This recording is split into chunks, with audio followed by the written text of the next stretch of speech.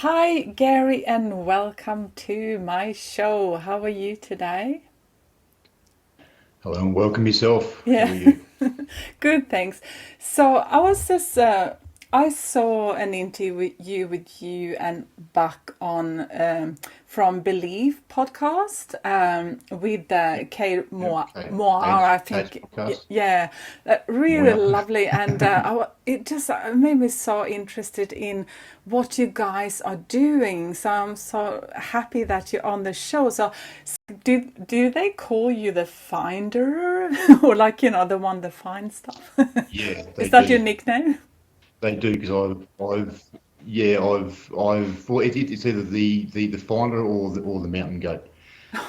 Okay. But yeah, the nickname came about because turns out I'm very good at finding things like finding evidence, finding prints, finding trackways, and in turn, as you may have seen on that interview when Buck lost his radio and I went into the bush and found his radio. Yeah, So that's amazing.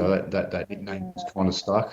Otherwise, the mountain goat gets thrown around sometimes, which is pretty much I'll get a bit of a hunch and I'll say to the guys, I think we need to go this way. But the way that I go, you kind of need to be a mountain goat to get up there. Or they'll turn around, I've disappeared, and they come to the radio asking, "Where are you?" And I'm like, I'm up here." And they're like, "Where?" They look up, and I'm up the top of some cliff looking for something, or found tracks or something like that. But yeah, we've all got little nicknames for each other. Oh, great. Maybe get into that a little bit later as well. But first of all, so would you say you are a part of the Yowie Research, Australian Yowie Research, or like, you're one of the members that always go? Yeah, Yes. so it's you, Dean, and Buck, and of Yeah. course, there's a couple of other people as well.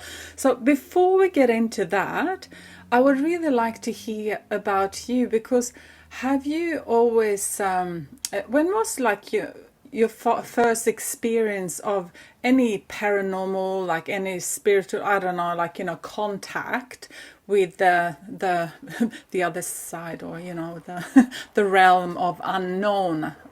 Yeah. Yeah. So when was your first experience?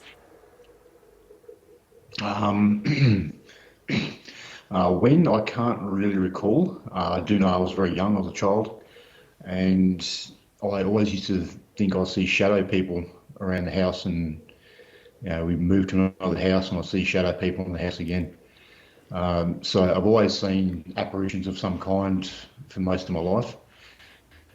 But it wasn't until recent years, getting more deeply involved into the paranormal topics, showing more of an interest, and actually putting some passion to find out what, where, why, and when. Is when it came about that uh, they weren't shadow people; they were actually an ET race that have been coming to say hello most of my life. But I mean, like I've always had an interest in what I call the real side of life, not the general hustle bustle of the world that we live in today. So the real world that we live in, yeah, I've always had an interest in it. I've always been interested in UFOs, ETs, ghosts, Bigfoot as such. All the strange stuff, the oddities, the things that make you think, and things that get bump in the night.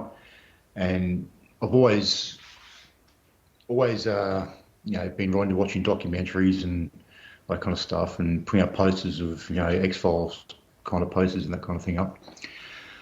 But yeah, it's pretty much led me down this path of Australian Yowie Research, and you know, for me, I've always had the interest in Bigfoot, as I said, or in Australia, the Yowie, which again, the term Yowie is a collective term, just like the term Bigfoot is a collective term. So like many different Aboriginal cultures have their own names for the Yowie, but Yowie is just a collective word that everyone uses in general. Same as Bigfoot with Sasquatch and Booger and those kind of things. It's a collective term. It's probably going on 6 7 years ago that I decided to, or myself and a friend decided to actually look into the subject of big Yowies and go out and see what we can find ourselves. So A very good friend of mine and we decided to go to Mount Lindsay, which is on the Queensland-New South Wales border. And we had no idea what we were doing. We just thought, let's go here, let's take some torches, let's go out 10, 11 o'clock at night and see what happens. And the reason we picked this particular area is because of the sightings and encounters that have occurred over the years. And at a few particular spots out there, people have actually painted Yowie crossing on the road, which basically resembles where people have had sightings of these beings cross the road in front of them, basically. So we thought, let's go there, let's try that for our first time, see what comes up.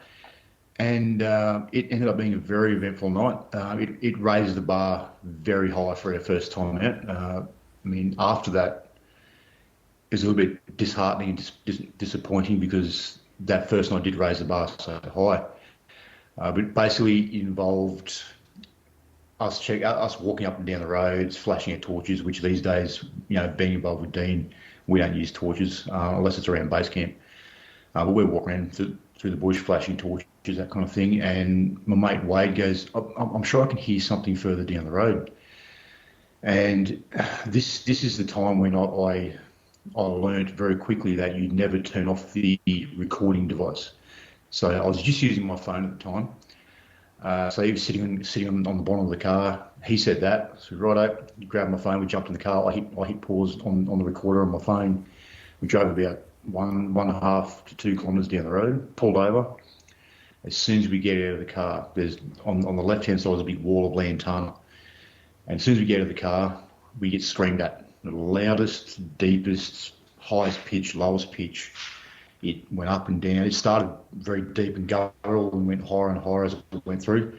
But just the loudest thing you ever heard. Of course, it got us jumping because if we just get out of the car, it's pitch black out there.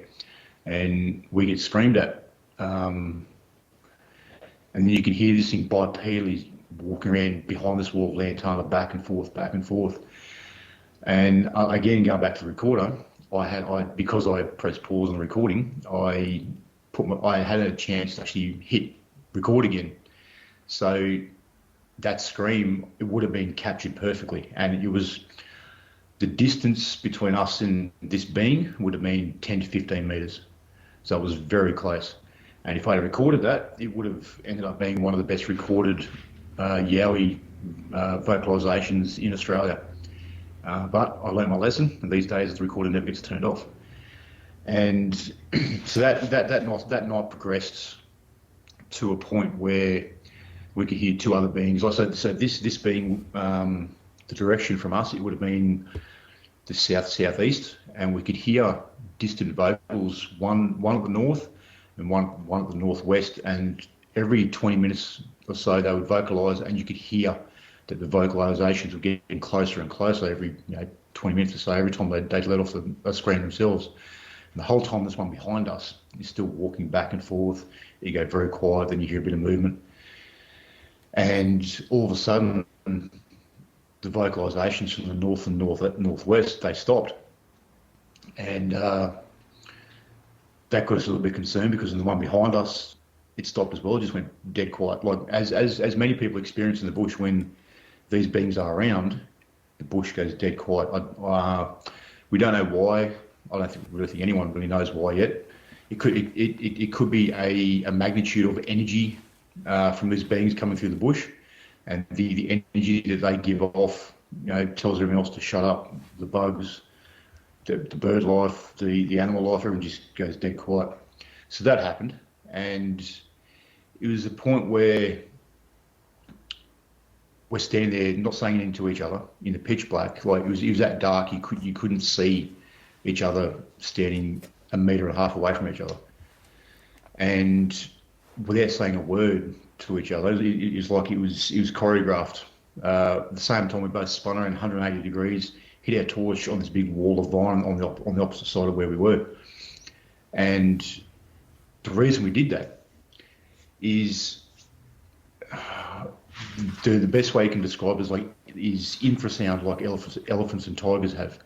So it's a very low frequency sound that gets emitted by these beings, possibly to disorientate prey, to to confuse the situation, so they've got time to get out of the area.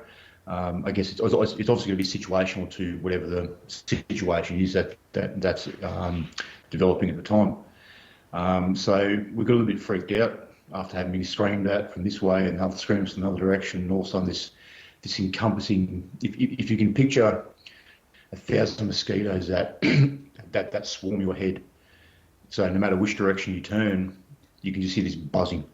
And I thought I was hearing things. I went over to see Wade, and I can see from the look in his face, he can see the same thing.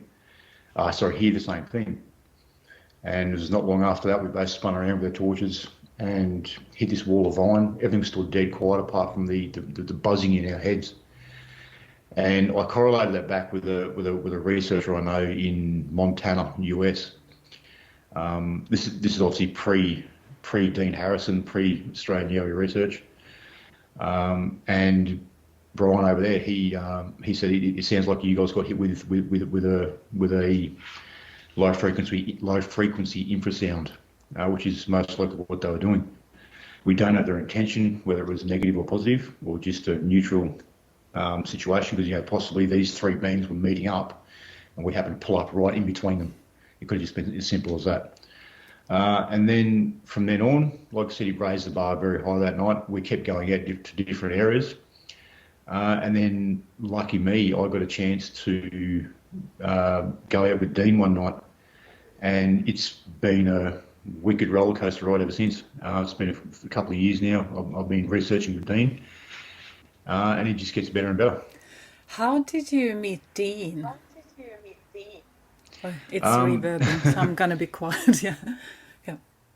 You're right. Technically, I met Dean.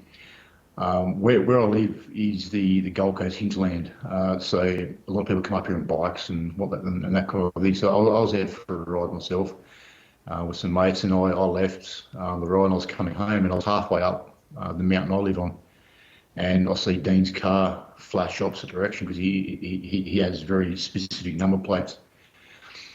So I saw that. I spun around really quickly on the bike, flew back down the mountain, trying to see which way he was going. So I was just picking and guessing the direction he went. And I picked right, and I come up behind him and waving and revving the bike and that kind of thing. And he pulled over. And I said, "Oh, are you that Yowie guy?" And he's, "Yeah, that's me." I'm like, "Right, I've got a story for you." So I relayed the story about Mount Lindsay to him.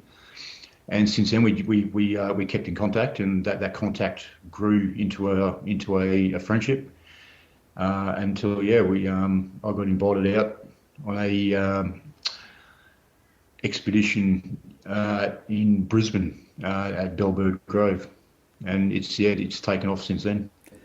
Can you tell us a little bit about a typical expedition, what that involves? Yeah. Like So equipment obviously, and all of that kind of stuff. yeah, So, yeah. yeah. So a typical expedition, obviously you decide a place first. And The sorry, the area also, sorry, of why you choose a place as well? yeah. The place is chosen depending on reports, depending on access. So if we've had a lot of good intel, either from sightings or encounters, that kind of thing, from witnesses, we will choose an area based on those grounds, or through our own research, we will decide on an area. So the area that we got the thermal images on is technically the second set of thermal images that we've had on this ridgeline. So what we did was after we got the first thermal images, we decided that we needed to get up this ridgeline. So we actually went out one day and climbed this ridgeline to try and find signs, which we did. We found prints, we found knuckle prints from their hands, stickling, as you know it's called. So we found sticks in the ground. That's what we call it, stickling.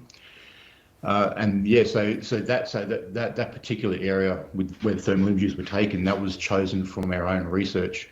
And I'm saying that it is in an area that is very heavily populated with sightings and encounters.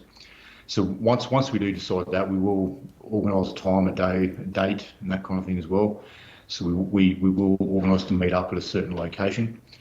Equipment, like we sleep in hammocks, so we actually do go out, pick a couple of trees, and that's where you're sleeping for the night. So things like hammocks, small tables, obviously food and water, that kind of stuff.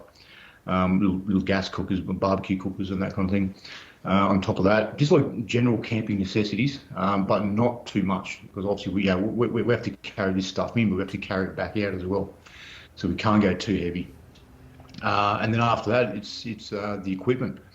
So audio recorders, night vision cameras, thermal cameras, torches. When I say torches, like I said earlier, the white light that we use is only around our base camp. Once we leave base camp, we only use red light. So the reason for that is red light doesn't carry through the bush like white light. And these beings tend to get scared off by the white light, or not so much scared off, but they'll stay away. They won't come out. They won't get any closer to camp, because we do have certain protocols that we use to try and bring these beings in, and using white light, that's a very heavy deterrent against them coming in and inspecting what's going on. And also, when we are walking through the bush, like they are going to know that we are there. However, if we are using red light, we can see where we're going, but it doesn't make our position as evident. As if you were using white light. Other than that, it's just load the vehicles up with all the gear that we need: the food, the water, the chairs, the hammocks, tables, that kind of stuff. And then we have another container that comes with us full of all the expensive equipment. So in terms of, you said sticks and signs that they put up, like I also read something about rocks that they put on top of each other as well. Is that also a couple of, so could you walk through a little bit different signs that you have encountered? And Yeah, for sure. So so like I said, with Stickland, we call it Stickland because of the sticks in the ground. Oh, Stickland. Yeah. Okay. Yeah. Yes. It got given that name because of what we found, which was these sticks that were stuck in the ground. And there is a percentage where this can happen naturally. We all agree 100% on that. That there is a small percentage that can happen naturally. So a branch falls out of a tree above, lands a lucky way, and spears into the ground. Yes, that does happen. There's no doubt about that. But the difference is with Stickland. And for a large part of this particular national park, is that these sticks are placed in an order. So we've even come across where there's like 5 sticks in a row, all spaced roughly a metre apart. Or there's sticks stuck on the ground where a creek intervenes, or a valley goes down somewhere, so there'll be a stick in the ground. But we don't only find sticks, so we actually do find symbols on the ground as well, like made out of sticks. We are still trying to understand what they do mean. Like we've been looking into the ancient rune stones. I've recently been looking into ancient Sumerian as well, trying to correlate and cross-reference different symbols, that kind of thing. For example, a good example from yesterday actually is we found a triangle made out of 3 sticks. Which it's nothing crazy. Sticks do land in odd patterns, but the difference with this one is the way that the 3 sticks that made up the triangle, the way it was arranged, is over under over under over under. So do you understand what I'm saying when I say over under? Yeah. So one stick was above, one goes under, next one's above, goes under. So that will never happen naturally. That's been done by someone or something, and we kind of correlate this situation to the Yowies, to the beings, because of other symbols that we found in the ground as well. It's like when after we got the thermals, when in the video you see the sticks stuck in the ground. So you've got the one vertically upright, the one that looks like a backwards number 4. The little X marker, which the X's are quite a common thing that you will see around the place, not only where we go, but all around Australia. In the US as well, the X's are quite commonly seen in all different sizes. Commonly like half a metre tall. Some of them are 6-7 metres tall. Which we do kind of think that it's a stop sign. Depending on the situation, it's usually comes across like a stop sign for, I don't know if it's for them or for us. There was one in my local area where that was like a stop sign, because you could come through the bush and it was where two roads sort of came from different directions and met at an intersection, and beyond that was just properties and houses, that kind of thing. And there was a big X in there, which to us said that that's a stop sign for them. Don't go past here. It's houses and civilization and those hairless monkeys called humans.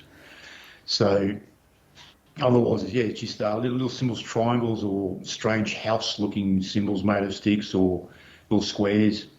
But they're not always a general square. Like they'll branch off. Like one side of the square will branch off longer than the others. So that's we're trying to cross-reference the rune stones and ancient Sumerian to try and find a similarity in there. It's proving a little bit difficult at the moment, just with some of the searching on the internet, trying to find the ancient Sumerian symbols. Like one site says this, another site says something else. So it is proving a little bit difficult. But there's definitely something going on there with these symbols, be it sticks or be it triangles on the ground. Why do you think you mentioned Sumeria, or like Iran, Iraq? That's in the area there. Why that and not Egypt? You think? Is it because it's like older? Yeah, quite possibly. The ancient Sumerian thing sort of got suggested by a friend of mine in Canada, who is actually an ET contactee, UFO contactee. Excuse me. He's the one that sent me a message asking that that we should check into ancient Sumerian. Sorry. That's okay. Yeah, so he's the one that recommended check it ancient Sumerian. He also sent through a phrase we can try and use, which basically says, I think it only translates in English to "how are you," but I think it's meant to be "how are you" in ancient Sumerian. So yeah, he's the one that suggested that. But the reason that we like the Egyptian side of it is not ruled out. It's more just trying to do what we can do, because we just don't know. There's so many questions unanswered. We don't know what these beings are, where they're from. Personally, I believe there are people. My view has changed over the years from them just being, say, an undiscovered primate to these days. I do believe there are people. I don't think they're an undiscovered primate.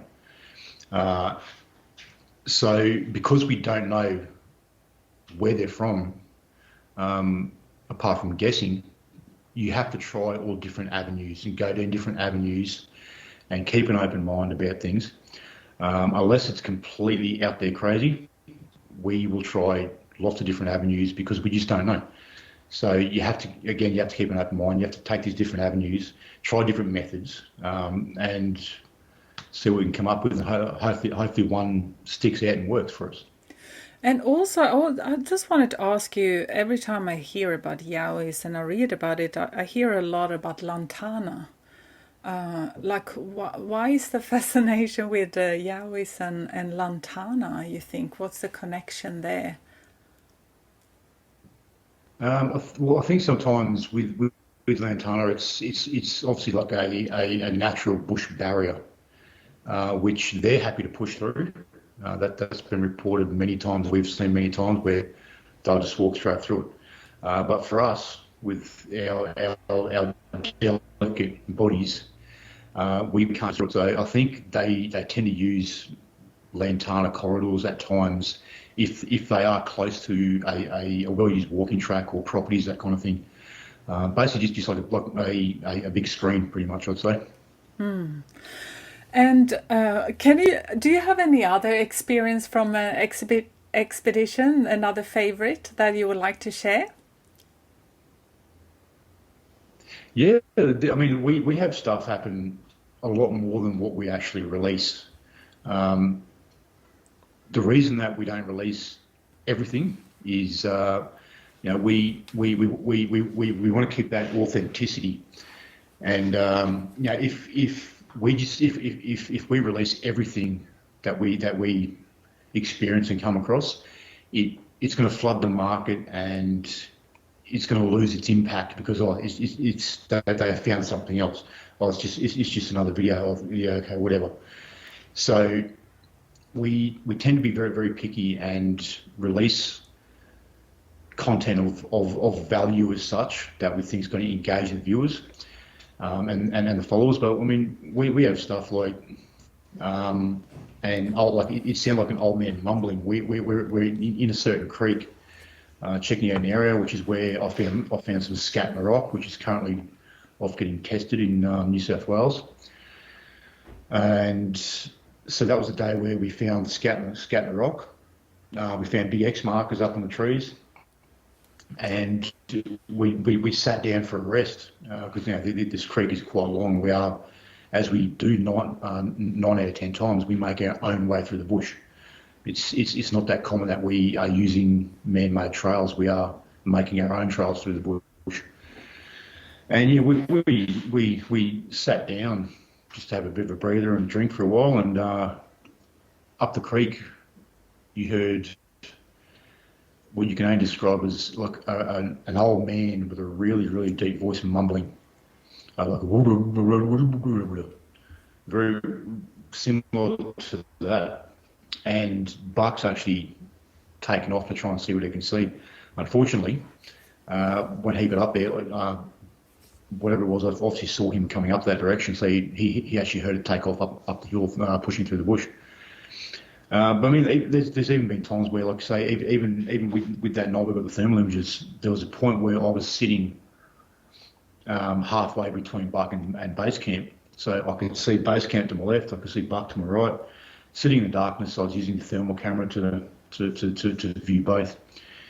And after going back there during daylight hours and tracking these beings in behind where the thermals were caught, I actually found a couple of footprints. There's a big tree to my right behind me, and I found some big footprints right up against that tree. So, unbeknownst to myself, I'm sitting there enjoying, in my own world. There's Buck, there's base camp, Dean and Shannon, and I didn't realise, but I've got one step behind me, looking down over top of me, saying, "What's he doing down there?" So it's a situation where you wish that you had have seen something, but at the same time, because the thing's obviously standing looking down over top of me, it would have scared the crap out of me as well.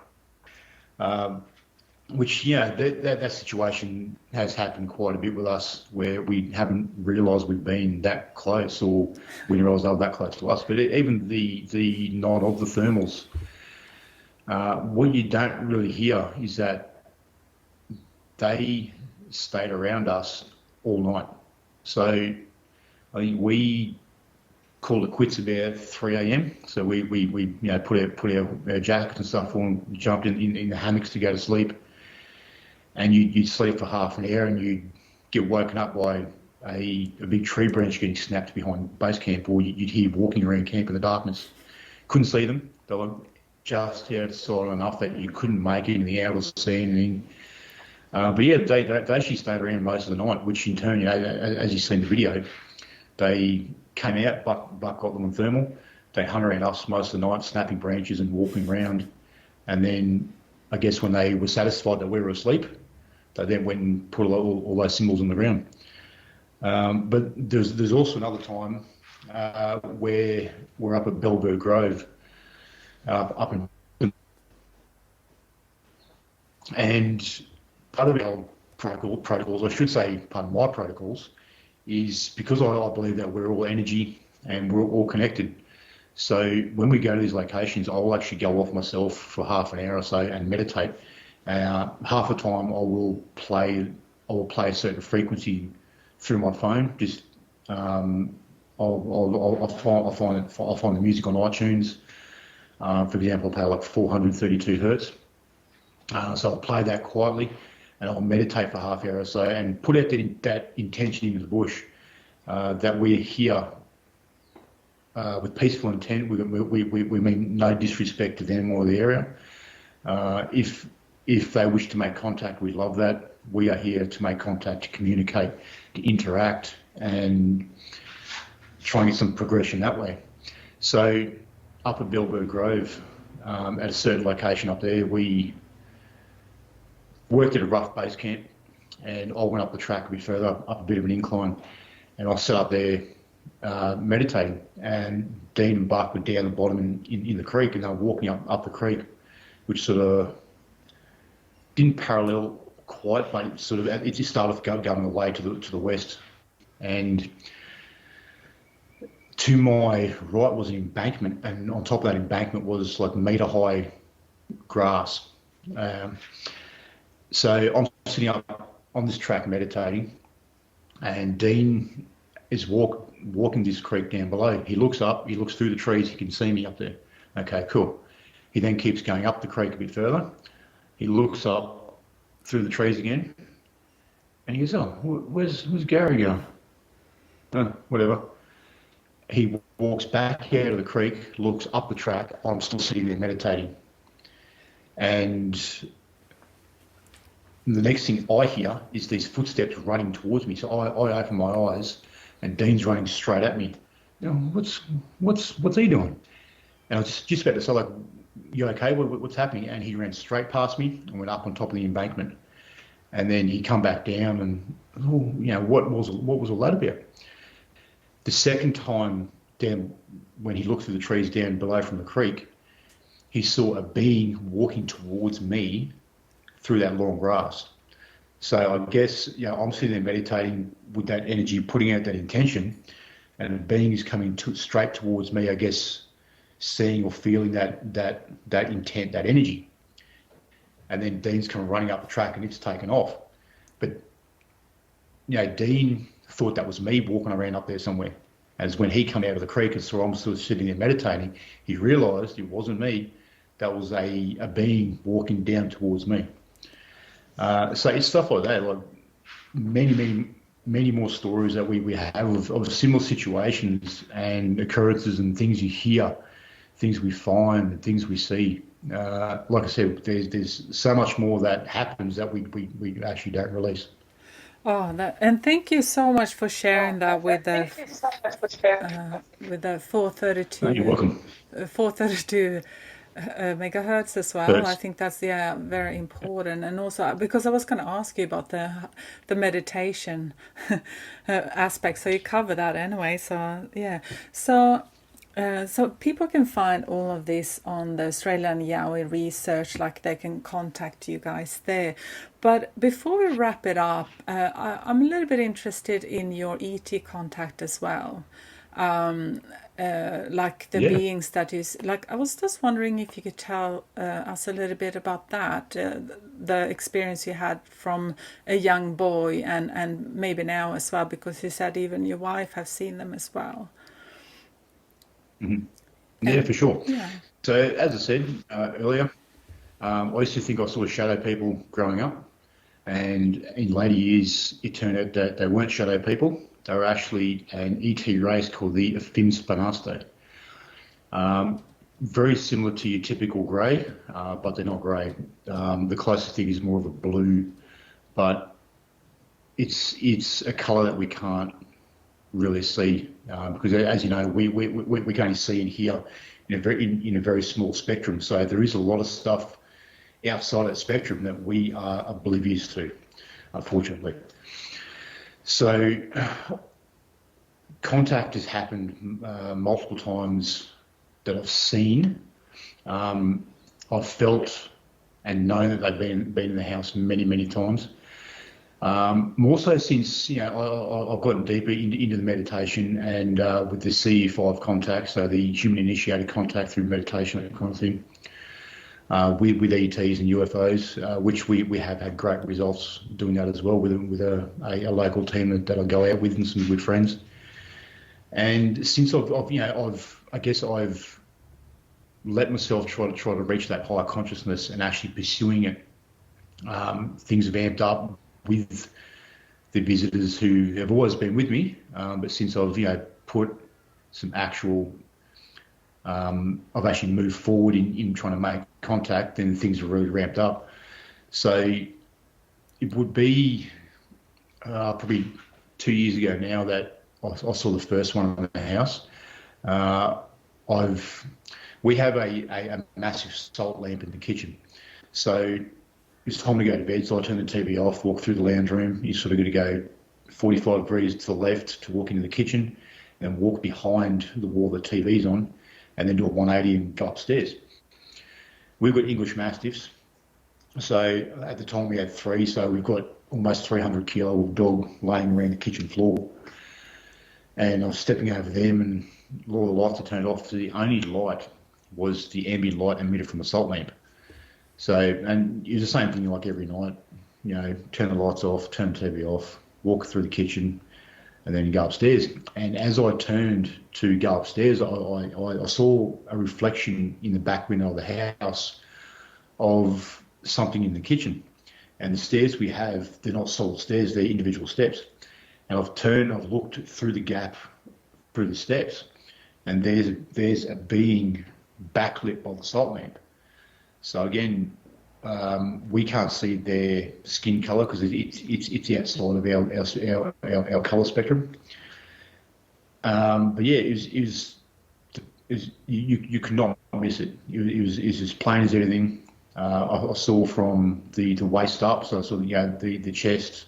Again, this is a silhouette. I didn't see a solid being. The silhouette back with the salt lamp, so the arms, the shoulders, the neck, the head. No facial features because, again, it was a silhouette. And the thing that I kick myself about all the time, and every time I talk about it, is that it's something I'm striving for, to make contact. And instead of saying hello, I went, okay, and I walked upstairs. So I kick myself all the time. Why did you do that? They were right. This is what you want. What is wrong with you? So that was the first actual sighting in the house. I can usually tell when something's different in the house. You can feel the energy in the house is thick, like you can cut it with a knife. You hear strange noises, and you can feel that someone or something is in the house. At first, it was a little bit nervy. These days, I'm not fussed about it at all. So that happens a lot. We see lights in the sky. Like for my daughter's 3rd birthday last year, we had across the road in the park. We had friends and family around, and then in the evening, we came back across the road to with the bonfire, and everyone's around the bonfire, and everyone's having a great time.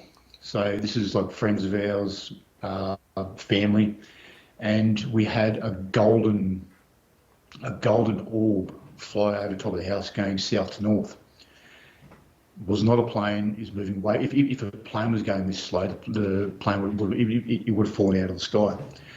And it was lower than a plane too, much lower than a plane. And I think there was 11 of us. 11 of us turned, and we watched this golden orb come over the top of the house.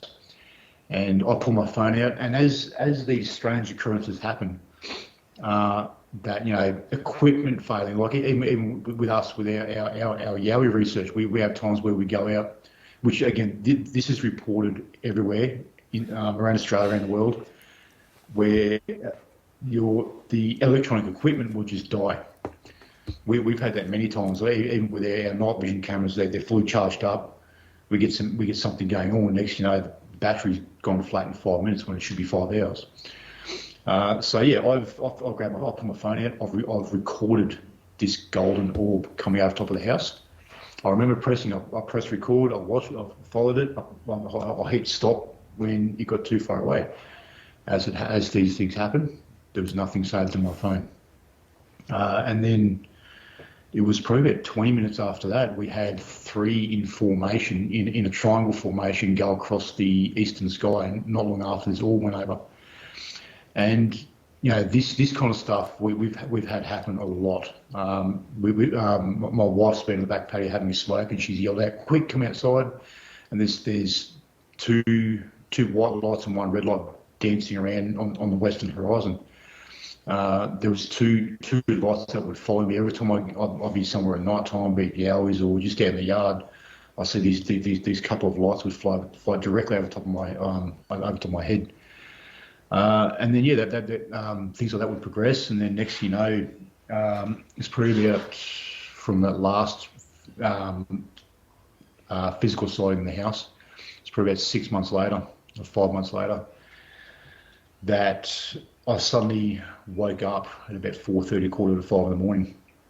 Don't know why. I just woke up, sat up straight away, and I looked to the bedroom doorway, and there's a being looking in the bedroom door at me. Again, we can't see the color spectrum, but if you could imagine in the movie The Predator, when the Predator goes into camouflage mode, he goes to that clear shimmer. That's exactly what I saw. So I saw everything except the left arm and the left leg. I saw the right leg. Even though it was that clear shimmer, I could very easily make out what was what. So I see the foot, the leg, most of the upper body, the right arm, which was bent, the neck and the head kinked over a bit, looking at me. And as it does when these situations, regardless if it's an ET or if it's you doing it to me, you wake up, someone's there, it's going to give you a jump because you've just woken up, and it's just that general jump. Oh, what was that? So I've done that. I've jumped. Oh, I've looked back, and it was gone. And usually after they've been in the house, the energy in the house gets, again, you can feel how heavy or not it is. And after they've been around, the air in the house is very light and clean. And my wife,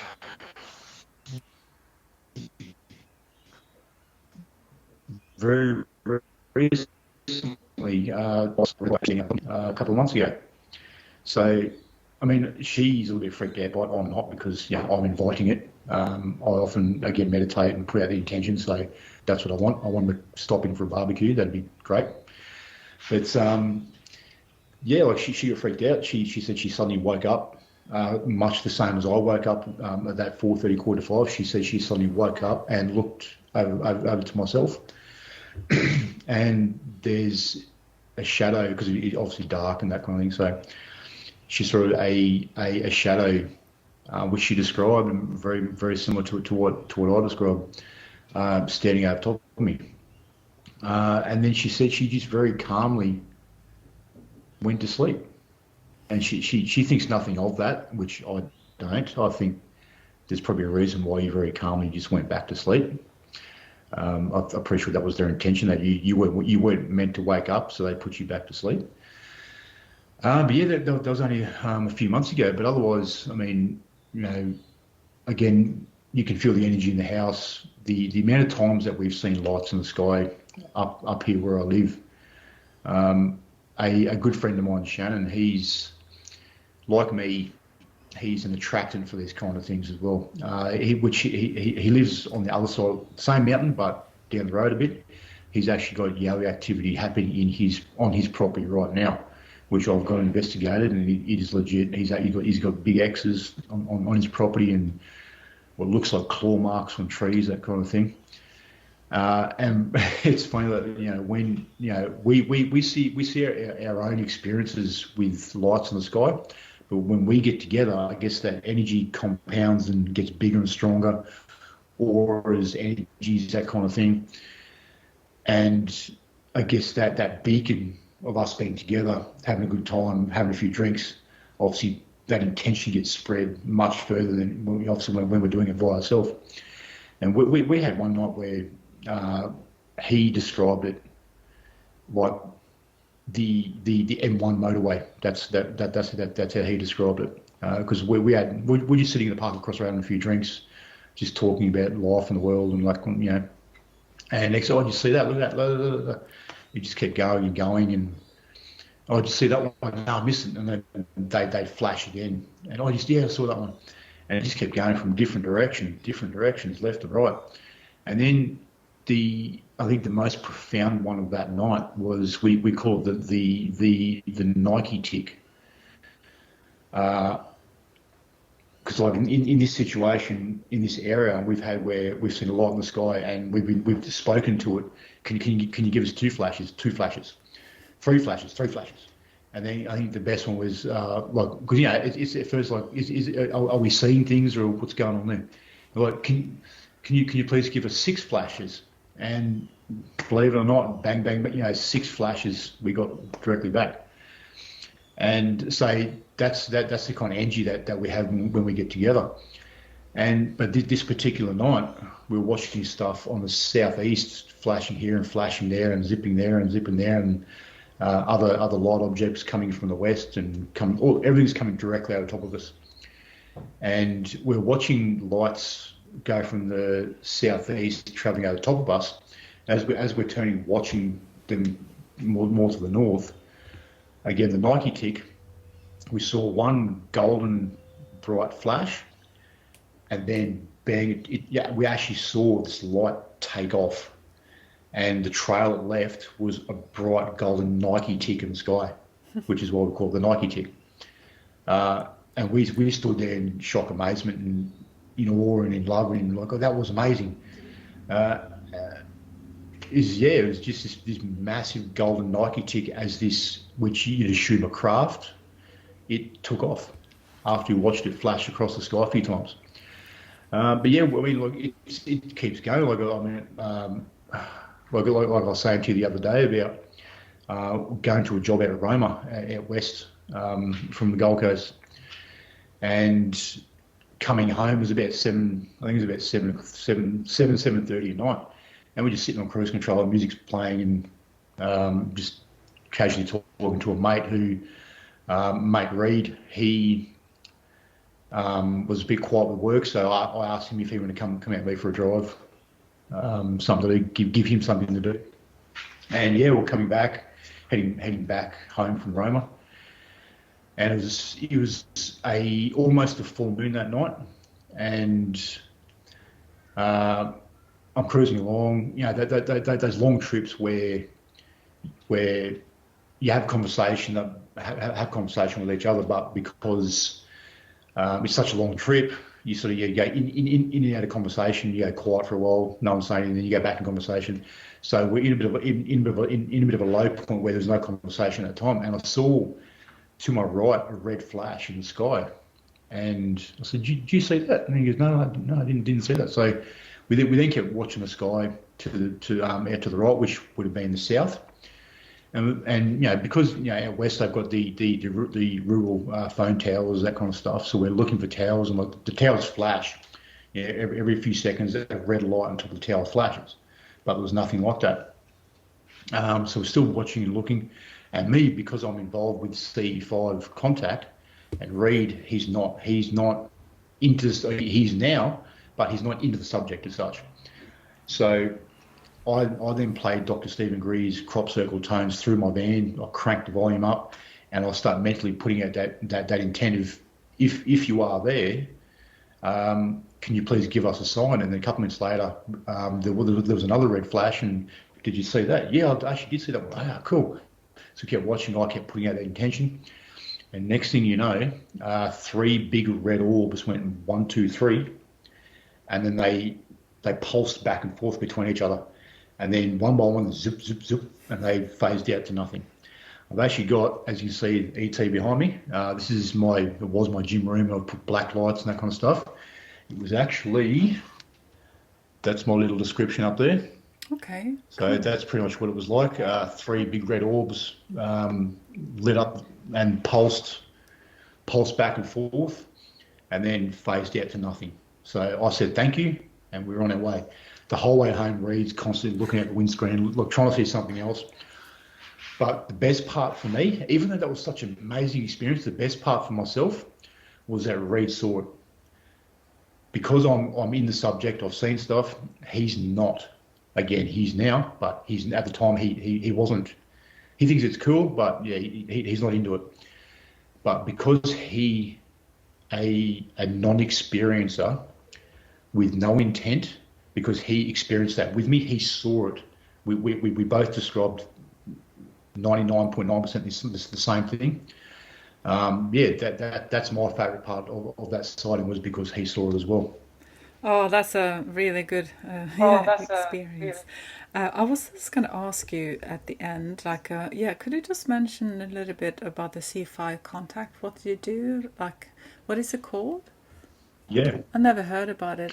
And also, So I got one more it's question before we yeah. wrap it up. You're right. You're right. Yeah. So CE5 protocols. So it's human-initiated contact through meditation, basically. So around the world, it's been happening for 20, 30 years, where groups of people with like-minded intent will go out and meditate, put out the intention for contact, raise that consciousness. Some people use crystals, that kind of thing as well.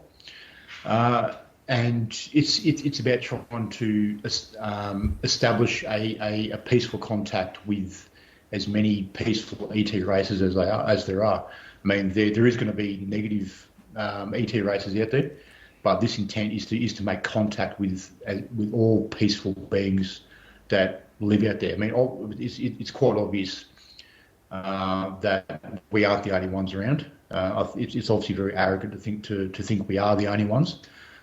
But as a human race, we are arrogant. It's put out that intent of contact and raise consciousness and do what we can do and try and spread the word about that as much as possible. There's different protocols. There's different tones you can use. Do it through meditation. There's guided meditations, which you can even, Dr. Stephen Greer has guided meditations you can do on YouTube. Or I know some people don't like Dr. Stephen Greer. That's fine. But you don't need him and his protocols to do these meditations. You can simply go out yourself and through the mind, put out that intention through meditation as well. So it's all about, regardless of what avenue, what aspect you want to use to make contact and to put out that intent, just do whatever makes you feel comfortable. And from my experience in this realm and my life, the things that I've been through, and I learned a lot along the way, is the importance of grounding yourself, to protect yourself, to put the intention out, and actually, because once you start, and especially what I experienced when I was 18, I attracted a lot of bad energy, and I learned along the way that we hear, and in terms of the contact, it's all about free will, because once you just open up, they just go like, yeah, you know. So what do you do yourself to ground yourself and protect yourself when it comes to that? So for me, going in the bush, with Yowie Research, for me that's the grounding. That's me connecting back to the earth. Because as many people know, when you're out there in the bush, it's obviously a very different energy. It's the connection with the bush, the connection with nature and all beings and animals and all that kind of stuff around you. To get you out of the modern way that we live with, you know, phones and TVs and all the electronics and all the cars and all the busyness of life. So I actually love going out into the bush and grounding and doing that kind of thing. Even taking my shoes off while we're out there and, you know, skin to earth contact for that grounding. But I also, with my meditations, I make it very clear with the contact side of constantly repeating over and over about wishing to make contact with all peaceful beings out there. I also go to Reiki as well. A lady here, she's very good to clear any bad energies, that kind of stuff as well. But yeah, it's pretty much to put out a clear intent as clear as I can make it about I only want peaceful contact with peaceful beings because I'm trying to offer peace, love, kindness, and friendship. And yeah, otherwise, yeah, going out the bush and connecting with nature again to ground myself. Thanks, Gary. It's been a pleasure to have you on the show. I really enjoy hearing your stories. And so, yeah, so if people would like to contact you, where do they go for them? Yeah, so a couple of different avenues. You can either go to yowiehunters.com, which is our website. Even if you're just interested in the subject, go to the website that Dean started many years ago. You will be amazed at the amount of information that Dean has compiled on there from many years of research. Many people contacting us with their sightings and encounters. We document as many as we can. Even if it's not for any specific reason, we document these encounters and interactions in their locations, when it was. If people want to remain anonymous, that's perfectly fine too. We can take the report, and your name doesn't get mentioned at all. We just take the report for the area that gets logged into the databank. For the most part, you can find all that information on the website yowiehunters.com. You can also go on YouTube and look up Yowie Hunters Witness Audio Reports. And on there, you'll see, again, witness audio reports. So people that are happy to go on file, on record, about their sighting or their encounter. And Dean and Buck and Sarah, they actually do a short video, say 10 minutes to half an hour. And of, say, for example, Sarah interviewing the experiencer. And as they're going through the experience that this person had, Dean actually has animations on the screen to give the viewer a bit of an idea of what was actually going on. So I think there's 170 odd witness audio reports. You will also see our expedition reports, which you'll see the thermal images that we recently got a few months ago, which have gone worldwide. Massive recognition for those thermal images. And otherwise, you can go on Facebook, Australian Yowie Research Official. We are on there as well. And you can contact us through Facebook as well. That's no issue. Just send a message through the Facebook site, and one of us will get back to you ASAP. Thanks for sharing a part of your world, Gary. Appreciate it. Have a lovely day. No worries.